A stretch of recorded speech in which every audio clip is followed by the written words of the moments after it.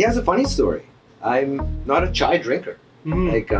This started on a trip to India and as a banker. And every time you go to somebody's house, I've shared this story before, but every time you go to someone's house who happens to be Indian, they're going to offer you tea.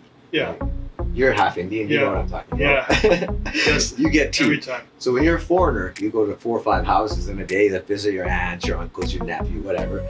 Every time you're having a cup of tea. Yeah. So before you knew it, it's just washroom. I got to pee. And it's not the most sanitary place in the world. Like there's washrooms everywhere. It's very modern. But sometimes it's just not what you come to expect. Yeah. So it's like, all right, I can't have to go to the washroom 20 times a day. So I told my dad, I'm like, hey, wherever we go, just tell him no tea. I don't drink tea. I'm not drinking tea. It's just what I do. So for the whole visit while Dad was there, I didn't drink tea anymore. Yeah. And then stayed there longer, about 3 months. My family had come back, so I stayed on my own. And then on my way home, at the airport, it was just kind of a sad moment. And I was like, you know what, let's do tea. And everyone was like, what, you gonna drink some tea with us? Yeah. It's like, you know what, let's have a cup of cha. Yeah.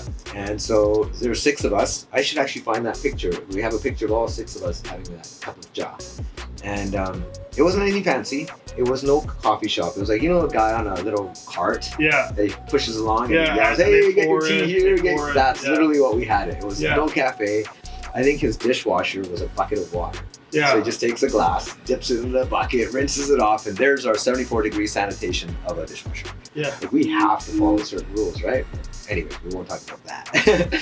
So this cup of cha was 5 rupees. So we got 6 cups for 30 rupees. Yes. And then this is where the whole epiphany kind of hit me. It was getting into Germany, and I was really sad. I wanted to reminisce that moment. I just left it in India. So I went to the cafeteria and got an orange pico tea bag. And the guy's like, okay, that'll be 6.5 euros. And it's just like, okay, Canadian, that's like $12 something. I'm like, wow, I could have bought like 100 cups of cha in India. Yeah. But I can get 1, and it's the same orange pico, nabob tea bag, and water. It's like, that bugged me. And it's like, okay, how is this possible? How can a tea here, same orange pico, nabob, be €6, Mm-hmm. and a tea over in Canada at 5 rupees be worth like 20 cents? Yeah. Right? It's like, really? So where does this inequality in life come from? So it's an imaginary line called the border. And that's created. We created that border. Mm-hmm. And then we say that somebody on this side of the border is worth this much money, and then somebody on that side of the border is worth this much money. And so who creates that inequality? Yeah. And I realized it's us, corporate America. Mm-hmm. So I kind of started hating myself. True story. I came back, I quit the bank, I became a hippie, I grew my hair out. Even my parents were worried about me.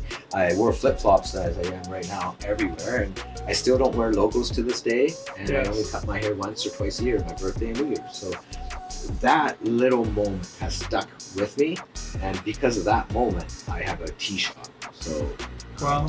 it went full circle. I mean, to a point where we want to use tea or this business to help other people in their lives.